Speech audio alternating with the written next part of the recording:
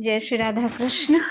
अभी तक हमने हरिवल्लभ भक्तों में अक्रूर जी तक देखा। आज आते हैं परम भक्त श्री सुदामा जी। श्री सुदामा जी भगवान श्री कृष्ण के सखा थे। वो ऐसे निष्काम भक्त थे कि उनके घर में कभी सेर भर आटा एकत्र नहीं हो पाया। सोचो, भगवान श्री कृष्ण के मित्र और घर में एक सेर भर आटा तक नहीं था। एक दिन उनकी ब्राह्मणी ने समीप आकर स्मरण कराया कि आपकी तो द्वारकानाथ श्री कृष्ण से बड़ी भारी मित्रता है। तो पत्नी की बात सुनकर उन्होंने कहा, हाँ अवश्य, हमारी और उनकी गहरी मित्रता है।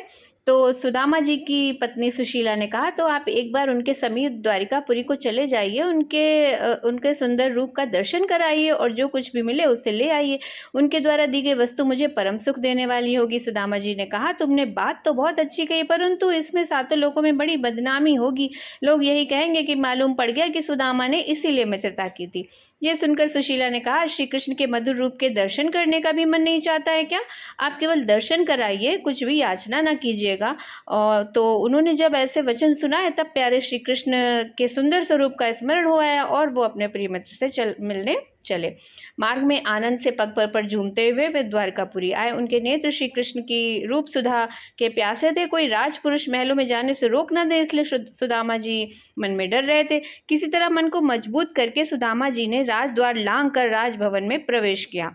मानो प्रभु के दर्शन की तीव्र अभिलाषा ही हाथ पकड़कर उन्हें प्रभु के निकट पहुंचा रही हो। श्याम सुंदर श्री कृष्ण भगवान ने देखा कि परम प्रिय मित्र श्री सुदामा जी पधारे हैं। इनके अचानक आ जाने से वो प्रेमवश कुछ देर के लिए चित्र की तरह स्तब्ध खड़े रहे और फिर सावधान होकर दौड़े और रोते हुए उनको गले से लगा लिया। कुछ देर तक वो दोनों मित्र परस्पर गले लगाकर इस प्रकार मिले रहे कि मानो दोनों का शरीर एक हो गया हो। इतने में भगवान को सुदामा जी की दुर्बलता का स्मरण हो आया। सोचा कि मेरे गाढ़ा आलिंगन से भी इन्हें पीड़ा हो रही होगी। इतने दुर्बल थे सुदामा जी। इधर सुदामा जी को भी अपने देह दौर्बल्य की स्मृति हुई। उन्होंने सोचा कि मेरा अस्थि पंजर कोमल श्रीअंग श्री कृष्ण को कहीं चुभ ना रहा हो।